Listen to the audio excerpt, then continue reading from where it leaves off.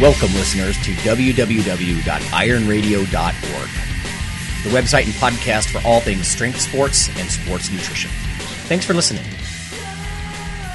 Good morning, everybody. You are on another episode of Iron Radio. This is Phil Stevens. I am a coach, powerlifter, Highland Games athlete, youth football coach, a little bit of everything. Good morning. Nice. This is Dr. Mike Zedelson. I'm an associate professor at the Carriger Institute, creator of the Flex Diet Cert and the Phys Flex Cert, and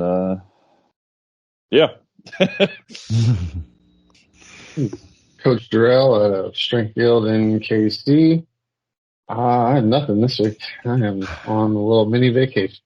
There you go. There you go. Oh. And this is Lonnie Lowry. I've been a nutrition professor for about 20 years, former competitive bodybuilder, stuff like that. All right. We have a mail from one of our longtime listeners, Ed, and it brought up an issue. I'll get everybody's thoughts on this. I was rolling my eyes a little bit at what he sent, and so was he. He says, I found this article, curious of your thoughts. This is from the New York Post. Let me just read you some quotes. Why fish oil supplements are basically worthless. Study. Study, singular. Right. Says there's something fishy about fish oil. And I find this funny because I once wrote an article, something's fishy, but what I was saying was the opposite, that we keep demonizing fat when some of it is so good. Mm-hmm. He's saying that fish oils are fishy, bad.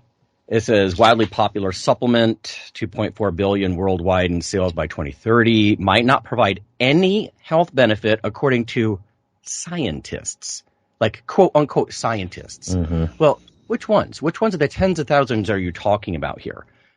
It says, but that hasn't stopped manufacturers from making outrageous claims on packaging for fish oil supplements. And I'm not going to go through and read all this, but essentially from heart to brain to joint health. Now, the truth is, there is some good evidence on all of these things.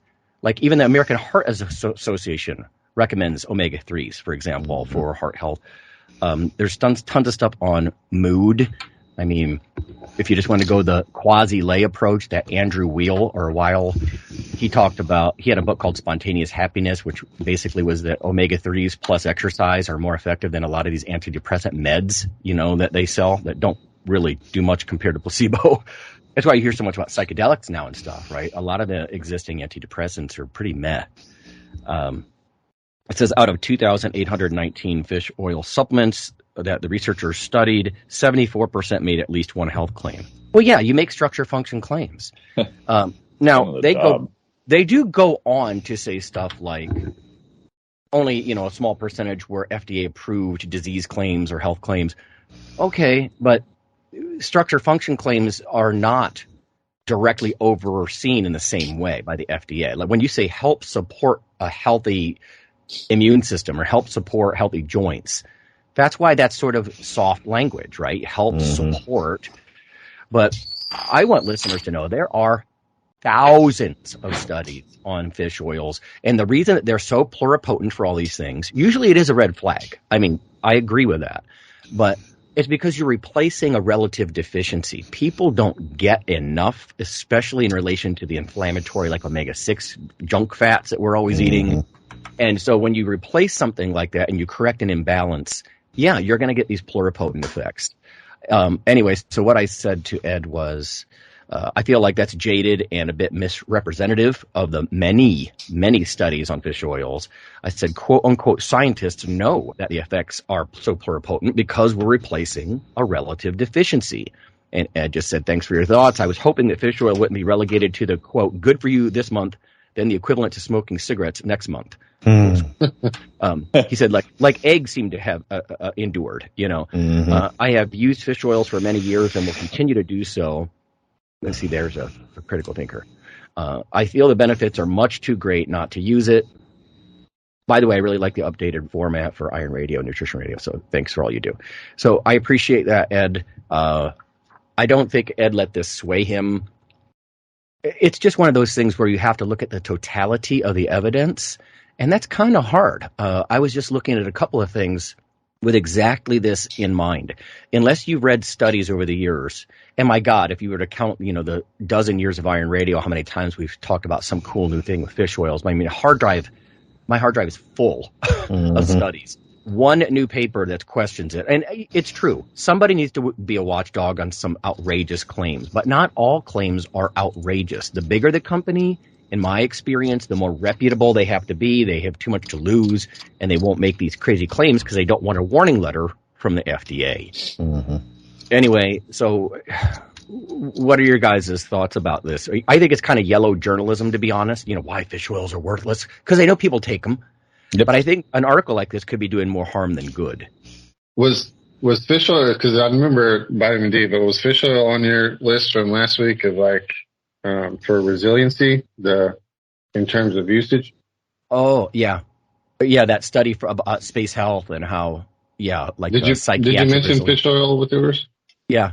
Yeah, omega-3s are on there. And the fish oils, the EPA and DHA, and I know you guys know this, but they tend to be more biopotent, if you will, than like the ALA, the plant omega-3 that you get from like flax and walnuts. There's not a lot of sources of these things, right? I mean, I wish I could give people a list. Go eat all these omega-3s. Not even all fish, of course. It's cold water fish because those fats keep the fish from freezing solid in crazy cold waters. There's just not a huge list of foods. Yeah, I mean, it's one thing to rip on the claims if they are, in fact, exaggerated. Like if this said fish oils cure all depression, just take a tablet of it. That's a problem. That's a problem that the FDA is going to stop, and they should. Phil, what do you do? Because I know you're like a whole foods guy, aren't you? I mean, how do you address this? You eat lots of salmon, or how does that work? Or do you actually take some pills? No, I try to take fish oils because I know I don't get enough. I do make a concerted effort to eat seafood, but that's because I like it. Like, I'm a big meat eater, but there's times it's like, God damn, it's so heavy. I need something different. No, I do. And like we did it this week. I cooked a bunch of scallops like 2 days ago. It's like, but then I'm not getting any omega-3s from that. But in general, it's not like lighter fish. Yeah, but no, I mean, we just don't get that like we used to. And I mean, one would think that in our past, at some point, most of us probably lived on the coast at the beginning of time because food was abundant and we didn't have houses and warm clothes and things like that. And we, started off eating more fish and things because it was abundant. But I'm in the middle of Kansas. Not a lot of cold water fish here. Right. So, landlocked. A lot of beef. I try. It's one of the two things that I tell people. Well, three things that I tell people always take is fish oils, creatine, and a multivitamin.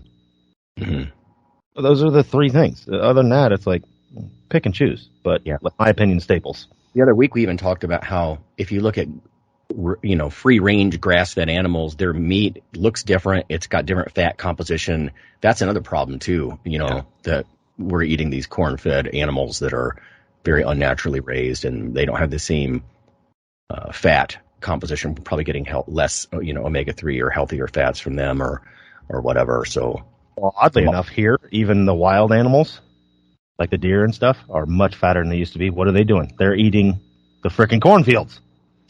Yeah, they didn't have acres of corn 100 years ago, right? Or 200 years ago, and now that's what they're eating too. And I don't know what the composition is of deer meat. And I'm not suggesting that there's a ton of omega-3s in beef. I'm just saying that even the industry, no wonder we rip on these highly processed foods. I mean, some food processing is important and necessary.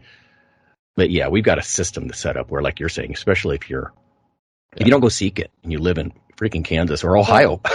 And if you just look into it, and like even overseas in Europe and things, like if you're a heart disease patient, they give you fish oils. They prescribe them. There's just so many benefits. And is it going to change your life? No, but it's like most supplements. It's going to be the 1 to 5%. And man, don't you want to take I want that 1 to 5% on my side. And you don't add up. You don't have to take a shitload either. I mean, you start to see effects, as I've read in the past, with about half a gram a day, like 500 milligrams of EPA plus DHA. I mean, there's a listener tip if you're new, everybody. Just look at the EPA and DHA. Those are the quote-unquote active ingredients. So when you measure fish oils, do it like that. I try to get about and 2,000, even up to 3,000 milligrams of combined EPA and DHA, and that's high. But it's grams of fat. Like you do have to think about, like, you dose omega-3s. You don't eat huge amounts like you would monounsaturates like olive oil. You get dozens of grams of that. You kind of dose these, but I still want enough to make a difference. And with fish oils, there is that sort of dose response curve up to a pretty high level. Like, when you were suggesting like Inuits or Eskimos or people who live along the shore, think about what they might be getting. I've never actually gone and looked, but it's high, right? Yeah, so I think it's high. Yeah. If anything, this article is like late, because I think the fish oil kind of hype has died down in the last 15 years or so. Because when I started with CrossFit stuff in 2012. That, like, fish oil, people were talking about fish oil every week as like the end all be all. Yeah. And I haven't heard hardly anything about fish oil besides, us talking about it here and there. And like, I still recommend it to most of my clients just as like a, supplement. But the hype on it, I think, has died down. I almost feel like this article is like late on trying to like curb the hype train on fish oil. I think it's more at a reasonable place at the moment. Yeah. Yeah. But sadly, I think what I would say this article is what a lot of journalism is now. They're purposely trying to get clicks and get people. That's what I mean. Yes. Yellow journalism. It's just shock jock shit. Clickbait. Yep. Clickbait. And they want to get people pissed off. So any click's a good click. I know Mike knows a ton about this and he's biting his tongue. So. Oh, yeah. I've tested clients and myself for going on 10 years now with an at-home omega-3 testing kit. So shout out to Dr. Doug Bilvis at Omega-3 Test. And it's gotten better, I would say, overall. Like, I don't see nearly as many, like, just horrible deficiencies as before. But surprisingly, I would say most people are still probably on the lower side. Again, it depends on what data you look at. Like, you're talking about, like, Eskimos, like Greenland, Japan. There's some cool country studies looking at that. And as you scale up, as they eat more omega-3s and fish, your risk of heart disease goes down. Albers et al. Did a cool study back in the 90s of like up to a 90% risk reduction. You compare like people who are extremely deficient to like kind of the high-end quartile. And my other pet peeve too, which I've talked a lot about, is that you may see headlines of randomized controlled trial doesn't show fish oil helps. And people are like, oh, but it's a randomized controlled trial. And they just, may have underdosed it. Like, ooh, here's a placebo of corn oil, and here's like, 200 milligrams of fish oil. Yeah. Which probably isn't going to do anything.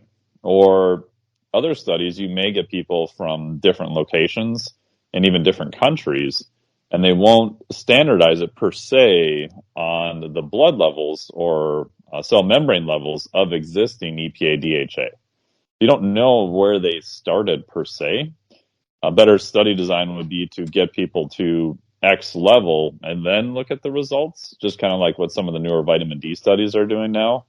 But that's harder. It's not technically randomized control per se. It is more invasive, maybe more expensive, all those other things. So again, you got to have to kind of look at what the study actually said. And the last part, too, you can look up aquatic ape theory if you really want to get into people living in the Midwest versus the coastal line. And it's actually pretty interesting. It's a good point about research design. I mean, when it comes to fat research, your choice of the control group or the quote unquote, placebo group is really important. If you compare, let's say, fish oils to, let's say, olive oil as a neutral, like a monounsaturated control, you're going to be less likely to find something because you're correcting someone's problem already. We already eat more sat fat than monounsaturates. I have looked at diet records of incoming freshmen for 20 years, and almost all of them eat way more sat fat than they do monounsaturated. So if you have a monounsaturated control, basically you've got two good interventions. So it would make either one of them not shine as much, as opposed to like what Mike said, like corn oil would be one I might go for. We overconsume it. It's kind of pro-inflammatory, omega-6, that kind of stuff. But yeah, if you understand the biology and the biochemistry of what N3 fatty acids do, like cyclooxygenase enzymes and all this kind of stuff, and prostaglandins. And it's complicated, but it's pretty clear that they have anti-inflammatory effects. The problem is the bigger reputable companies are not going to start touting anti-inflammatory effects, or you can take less of your joint, pain meds for arthritis or whatever, because big pharma will have you on a skewer, right? They kind of own the inflammation thing. Like inflammation is sort of disease, and it makes it very hard because if you're dealing with like inflammaging, Kelly and I talk about this every once in a while. Like we try to take some things like fish oils, vitamin D, curcumin, anything that might have, even creatine. I've been reading some anti-inflammatory effects. Really interesting. But yeah, the stuff we do always has that eye on not necessarily disease inflammation, but just the inflammation of aging. But again, the problem is legally you're going to have the lawyers down your throat because big pharma even has big food on its toes, because they want to own the anti-inflammatory space. That's a drug-like claim, But there's no doubt, you talk to a scientist, they're going to be like, yeah, it has anti-inflammatory effects. Of course it does when you're, giving people something they don't have. They have an imbalanced fat intake, blah, blah, blah. And so, and there's prescription fish oil already, too. People forget to treat, high triglycerides, which is an FDA-approved drug, which is an ethyl modification of existing fish oil. So it's basically fish oil. Yeah. Mike and I brought this up before. When we were in Spain, we were watching a talk, and it was a pharma guy. And they were doing everything they can to tweak the EPA or DHA molecule. I don't remember which, or maybe it was both. So they could basically have IP on it and sell it as a drug. And repeatedly, they were showing poorer effects. And I'm thinking, good. Yeah. Right? Mother Nature for the win. You don't get to tweak this into something worse and sell it. Right. Yeah. And then tell people, again, because of the lawyers and big pharma, and sounds a little conspiracy theory-ish, but, these things affect what goes into the body of literature and what claims appear on labels. And so good that they didn't find equal effects. And it kind of makes sense. Like throughout eons of evolution, maybe human beings came into contact, like we've been talking about, with the actual omega-3. So they're going to work better than some man-made synthetic derivative. I don't know. But that's all I have. I just thought that was an interesting piece that Ed sent. And, Dave sent something, Dave from the UK. I'll hold that off till next week. But we have such a good listener base. Like, these guys are on the ball. Gerald, when you said, I think the hype train has kind of died off, I think it's true for definitely anybody we'd come in contact with. Yeah. It does make you wonder for the Gen Pop. Like, and so we have a listenership that is listening to shows like ours and reading papers like this and actually questioning them. And I don't think most people do that. They're not critical minded. Yeah. Sadly, we're preaching to the choir much of the time, I'm guessing. But but it's good to stay vigilant. Yeah, it is. It is. But we'll take a short break. And then, we'll come back and talk some training. Hey everybody, Iron Radio is back, and in an expanded way. What can you expect? Well, first, you can get it simulcast every week on the nutritionradio.org network, as well as on the original podcast. It'll appear regularly on iTunes, Spotify, and all your favorite podcasting sites. We have a new Iron Radio / Nutrition Radio Facebook page as well. Please check us out. We're even backed up on YouTube. Second, please tell your friends who are longtime loyal listeners that they may see emails that share just the episode link and the show notes. This is a new thing, and we hope it will build community. Third, if you were a supporting member in the past, we may prompt you to resume through PayPal, but we will confirm each and every donor before reinstating that membership category. We'll never just restart your $4 auto payments without agreement from you. And of course, we will accept new members moving forward as well. Starting back slowly and honorably is the goal. And lastly, expect the sister show Nutrition Radio to expand into once weekly 45 to 60 minute episodes with guest co-hosts covering the same nerdy nutrition news that's been broadcast for a few months now in daily 10-minute clips. We hope that an expanded presence will get you the news, education, banter, and guests that's made Iron Radio's community so loyal from the start. You are appreciated. All right. We are back. And what I want to talk about today, it's just all of a sudden I got hit up with like 15 messages I don't know how old this video is. I didn't look, but there's a video of it's Stuart McGill and Brian Carroll, and Stuart is working with Brian on doing chin-ups. And anybody who doesn't know Brian, he's a large power lifter. And I think this was a few years ago when he was still highly competitive. And so basically he has him doing chin-ups, and he's changing the way he can do them. Like at this point, he's like 340 and can do 6, which in its own right is pretty damn impressive. That's impressive. Yeah. So, and they're talking about Stuart's telling him, having him change the way he does chin-ups. Instead of going up there and knocking out 5 or 6, he's having him do sets of singles. But what he's doing is changing these sets of singles and making them, he's going from a dead hang and then pulling his chin over the bar as dynamically, as explosively as he possibly can. So he's doing max effort chin-ups, pretty much. And he goes on to explain how he's taken numerous guys that are his size, elite level powerlifters that are heavy, over 300 pounds, and had them do as many as 30 sets of 1, where they're doing a max effort, and he's gotten them up to be able to do 20 reps by not training reps, which reminds me of a lot of things we heard over the years, even like goes back to even EDT stuff, where Charles had people doing like a 10 rep load and having them cut that in half and going for quality of work. And it's something I've preached, and it's the hardest thing I've tried to get across to people, especially strength athletes, is like treat every rep like it's a max effort rep. And we hear it all the time, like treat lightweights like they're heavy and heavyweights like they're light. Basically, you treat them all the same. And I try and get this across to people, even because we talked about it on the show a lot, where I don't care the reps per set. I'm going to prescribe you a dose. Here's your load. Here's your dose. How you get there, I don't care. If it's 30 sets of 1, if I give you 30 reps, or 1 set of 30, I don't care. But with the caveat, and I try to explain this to everybody, and it's a hard thing to get across, and I think it's just because it's harder. What I want to see, at least on that first set, is you treat every rep like it's a 1 rep max. Like, I want you to crush every rep. And what you'll see is, like, let's say, I don't know, I had Lonnie when he was squatting 405. We're doing 275. And you could go in there and knock out a set of 12 to 15 if you just give 285 pounds of pressure on the bar. You manage your fatigue. Now, if you went in there and gave everything you got, that's going to drop to 6 or 8. It might even half what you're able to do. But the quality of work you just got in is exponentially higher because you were putting a maximal load on a submaximal weight. It's a lot akin to what the West Side guys did with dynamic effort work and things like that. It's a little bit of a safer way to get in max effort work, and basically we're merging that with volume.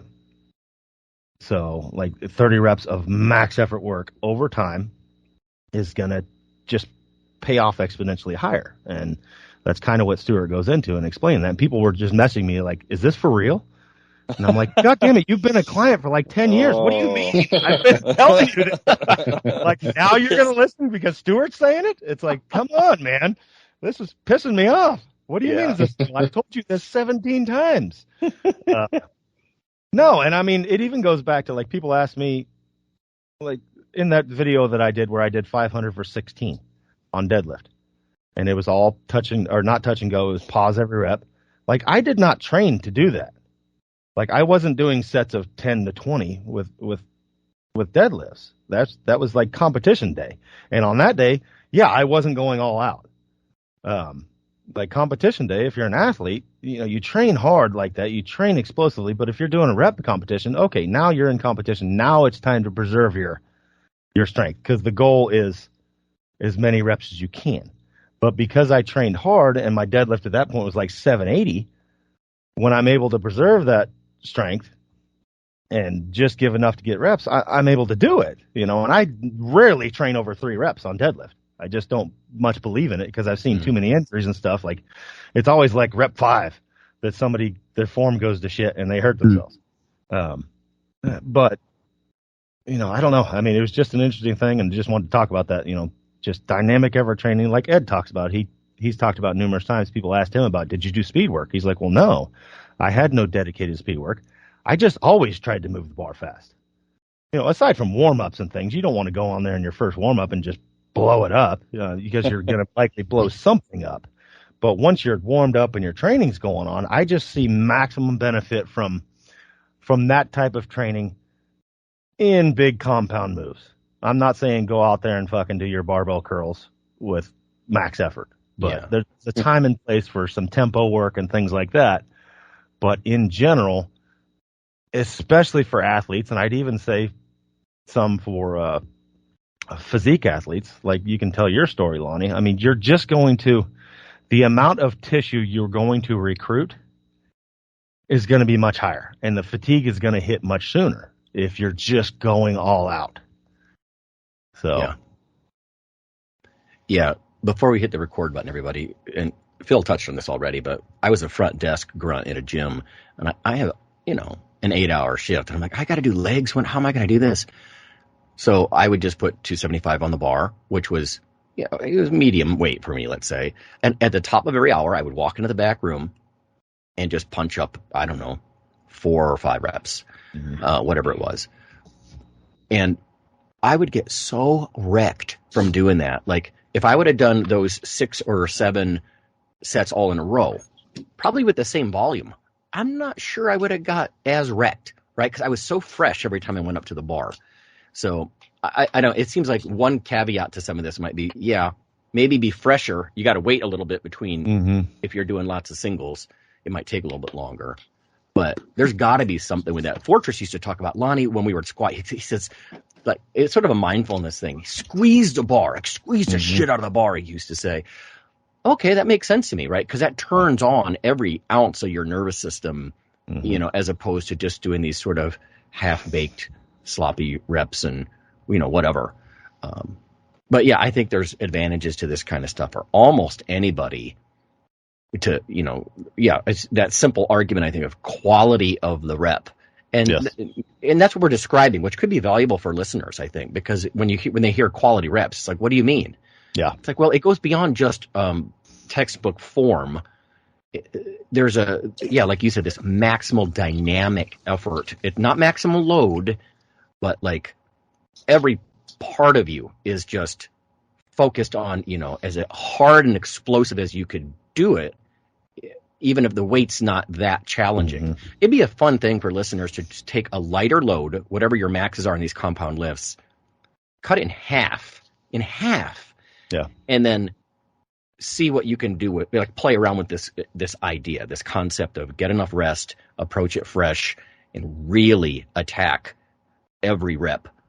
I bet you'd be surprised. I've gotten wrecked with fairly light weights. Yeah. The worst soreness I've ever had was squatting 225.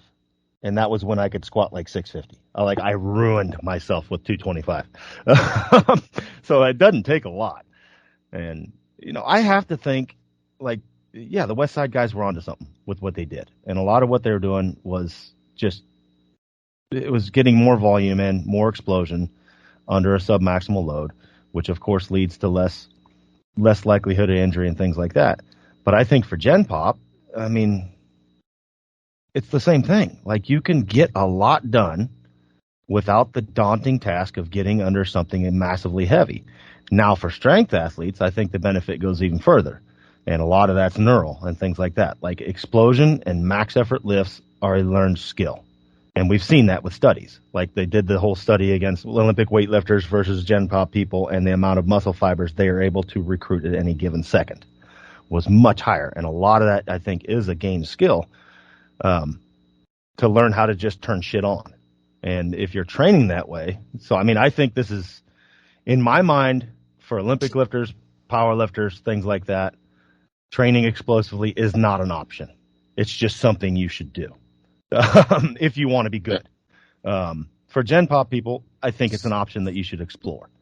But listen, I am a way bigger fan of doing, and I've tested it a little bit in the last 3 years or so, just basing people's numbers off of different maxes. So I had a cycle where I had a few people base it off their 1 rep, a few people base it off their 3 reps, it off rep, the 1 rep max, or as the max that they do their percentages off of. The 5 rep group actually did the best. And but the problem is, and look, I think Dan John talks about it all the time with like easy strength, is like it's worked so well that they just have to stop doing it. Like they like can't, they're like, it feels too magical to them that they're not grinding something out every week.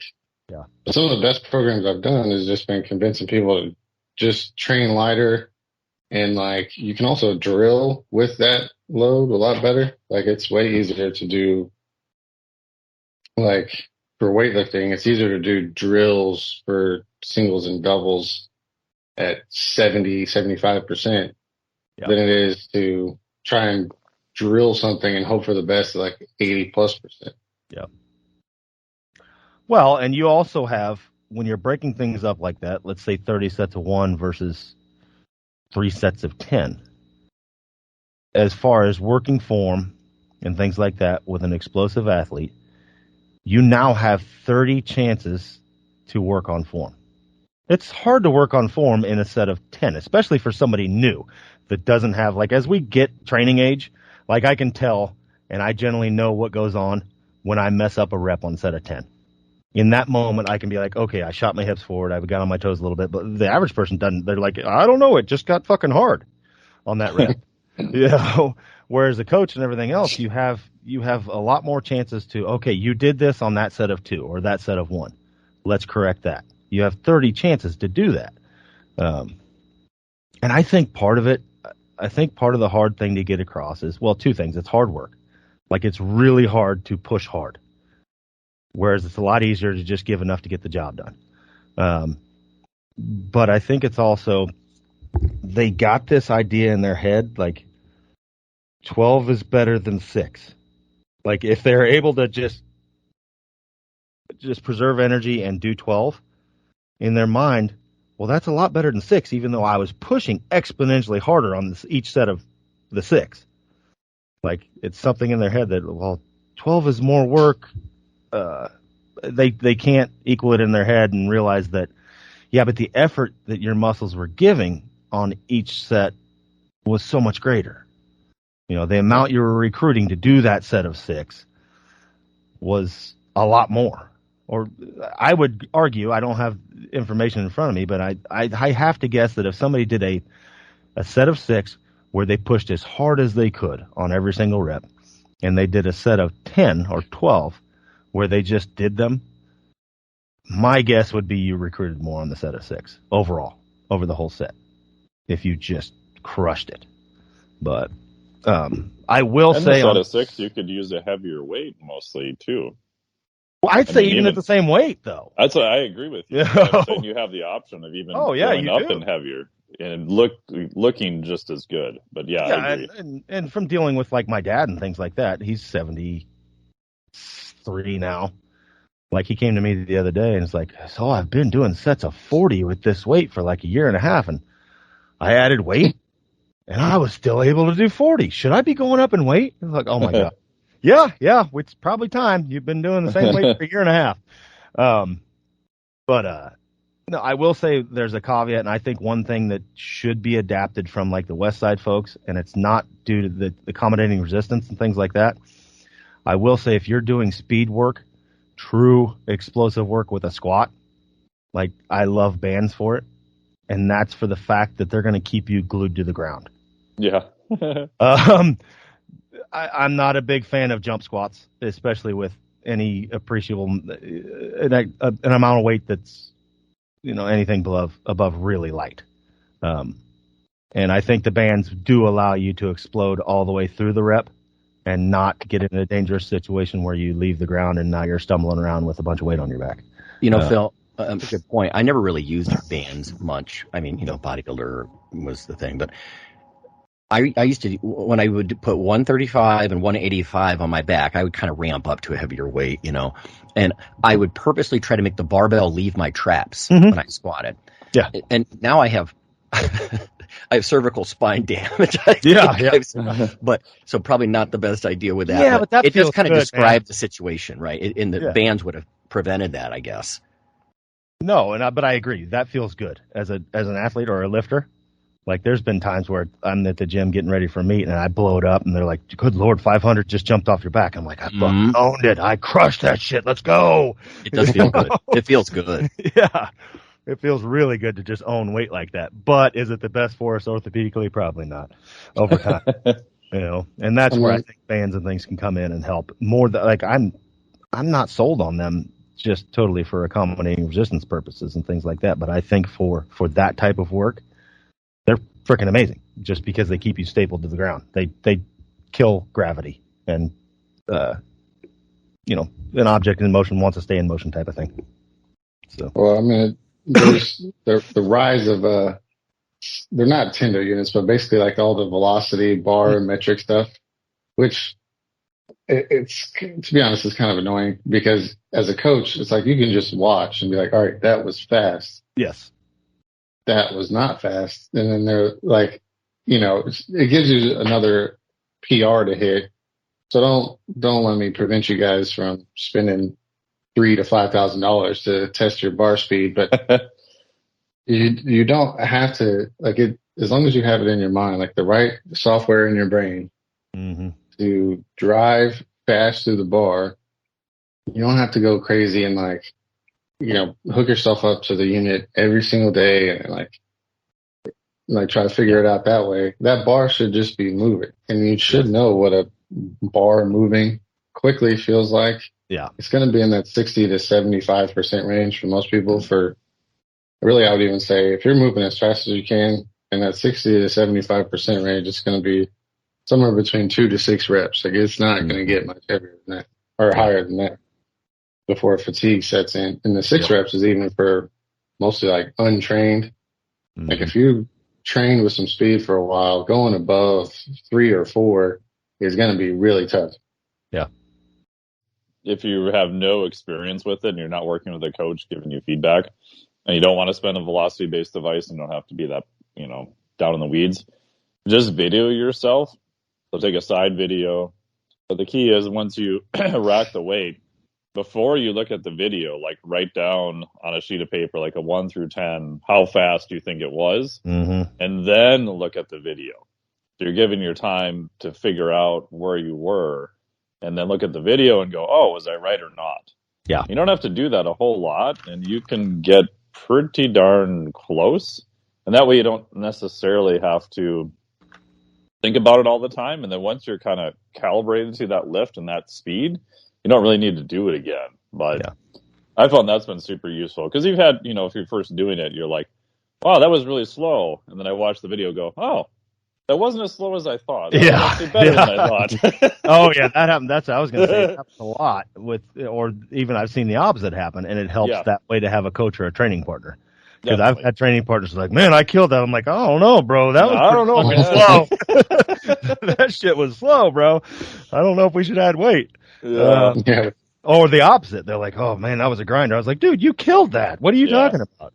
Even for like endurance-based athletes, there's times and places for, let's say if we got a marathon runner, there's a time and place to run shorter distances fast. You know? I mean, it's just, that's going to add up. It's a different kind of fatigue. And then when you do manage fatigue, you have more in the tank. Like I said, with my deadlifts, never going above 3 reps, most of them singles. But when I needed to turn that on, I had the ability. And a lot of that's shocker. If you deadlift 780, 500's easy. It's maximal. Yeah.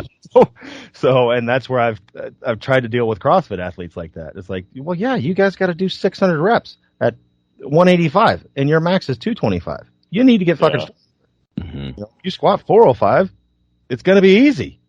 So it's not, we're not just going to train you at 185 and do reps. Like, holy shit, if we make you stronger, then that weight is a fraction of your ability. So of course you'll be able to do 20, 30 reps with it. So, I mean, this principle worked for when I did CrossFit stuff too, just in terms of like breaking down, let's say whatever the Metcon is, but breaking into like sets where you do 1 set like one round, essentially max effort and then rest.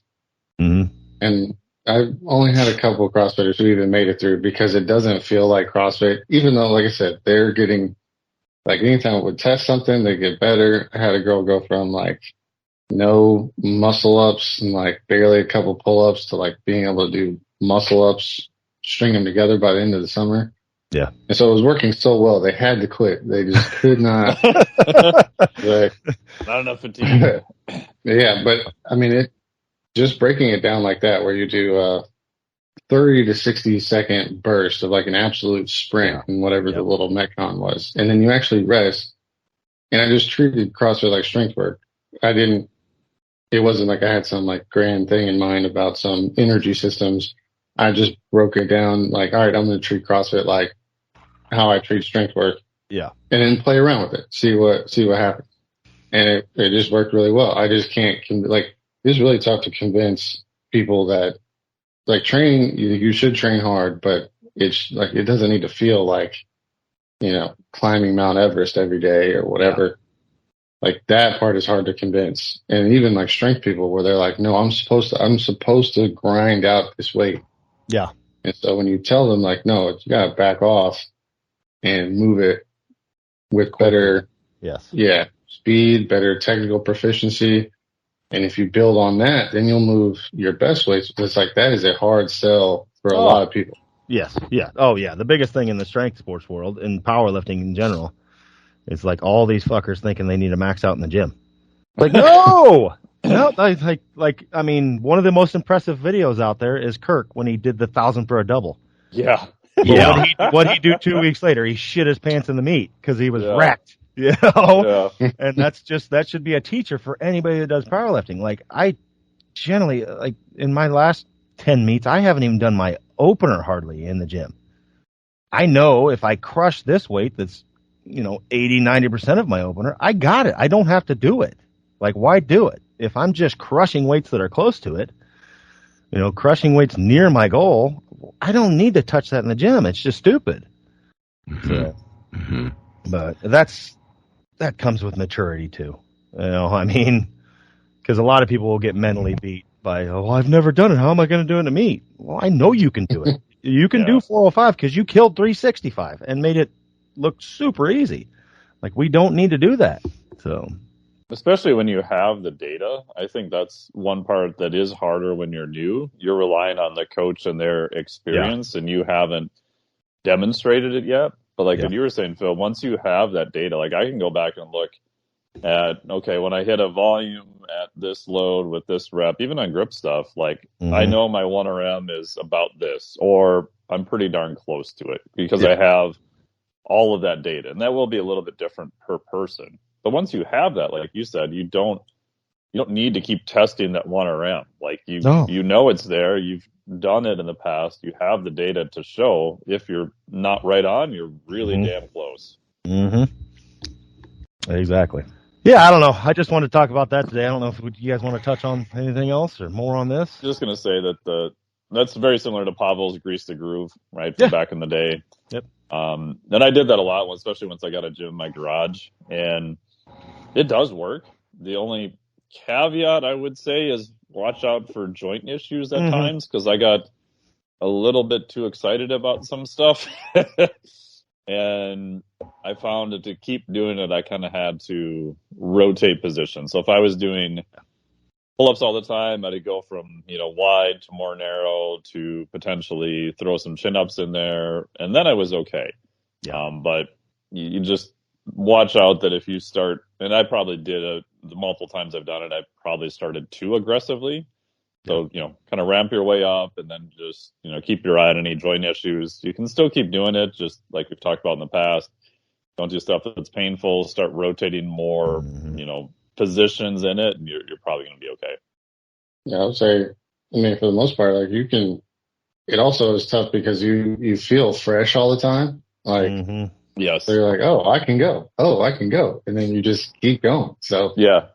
It's one of those things like managing your volume and stuff is tough. I don't do it as much anymore with because I used to just do kind of, I'd hesitate to call it a Bulgarian style training, but about that sort of training, which worked really well. But my philosophy, I just kind of really was from, Phil and Dan John, like that kind of concepts into it as opposed to truly maxing out every day.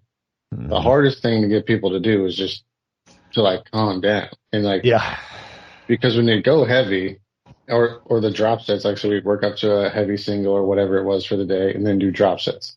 Mm-hmm. On the drop sets, people don't want to drop enough. Like they didn't buy it. If it was like, oh, I did this, I have to do X amount. It's like, no, drop even lower than you think.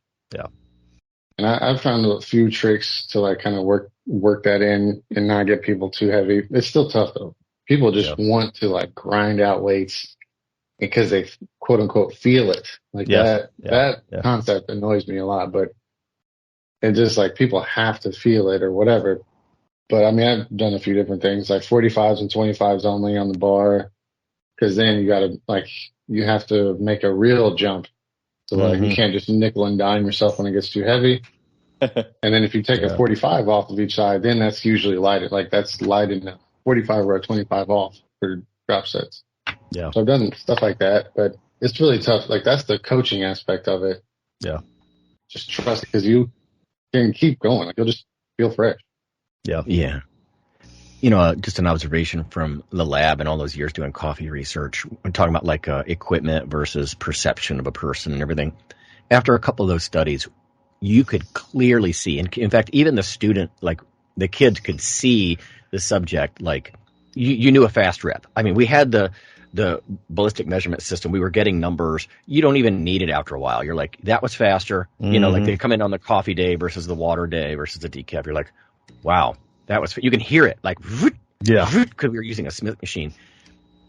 And the funny thing is, we actually once looked at, was there any correlation between sense of energy and alertness and bar speed? And there wasn't, at least not in that paper. And I think it's because the caffeine was interfering. They're like, man, I'm explosive. I'm so jacked. Even between sets, they're kind of bouncing their knee and tapping their knuckles and stuff. And what they are perceiving as the person doing the movement was not always very accurate. It was definitely not a linear, relationship. And I know Mike doesn't like linear relationships, but they just don't show up very often. no, they just don't. They don't. But we were looking for, is there a correlation between how jacked and jazzed you feel and how much you're exploding that bar? And not really. There were days just like what you guys were saying where I'm like, wow, look at the numbers. Like the researchers could hear, and we would look on the device and be like, oh yeah, he's moving that, and he's not as jazzed as he maybe was other times. So I guess the take-home message I'm suggesting is, like Jarrell said, the human brain is really good at noticing these things. As a scientist, I do like numbers. In fact, if you're doing research, you need numbers. The machine gives you, the numbers to work with. But also that if you use caffeine pretty heavily, and Phil, you know what 2 packets of Via will do. They'll light you up. Yep. Your perception is not always super accurate. So you might, because a lot of people do use pre-workouts and stuff like that, and it could interfere with, your perception. Like, I'm killing it. No, you're really not. So just something to think about. Oh, I've had days where, like, I've walked in the gym like, man, this ain't going to be a good day.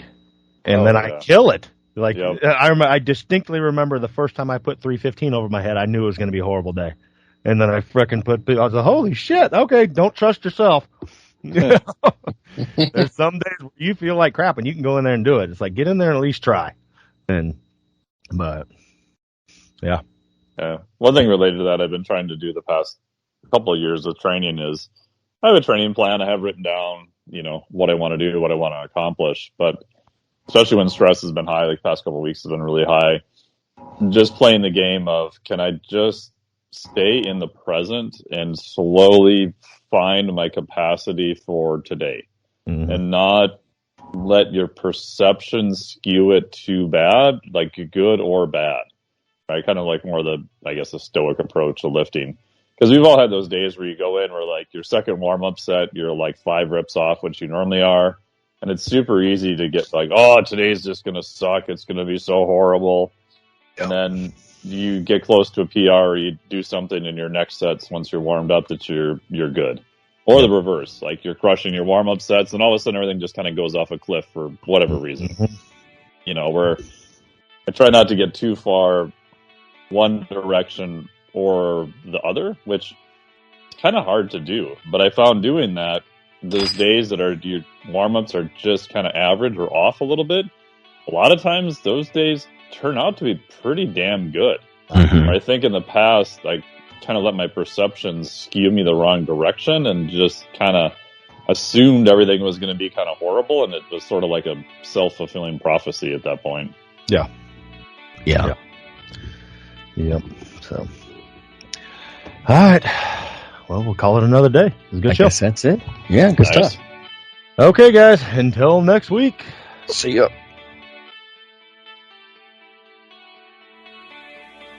Iron Radio is accepting donations.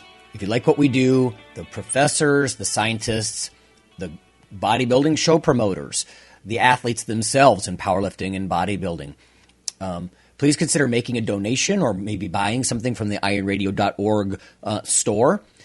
We also are accepting supporting members. So for $4 a month, which is frankly less than the bank sneaks out of your account in fees, you can step up and support a form of sort of public radio for the bodybuilding and powerlifting and strength community.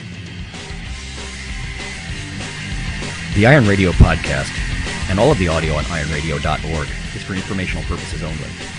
If you're interested in starting a diet or exercise program, it's important to check with your physician.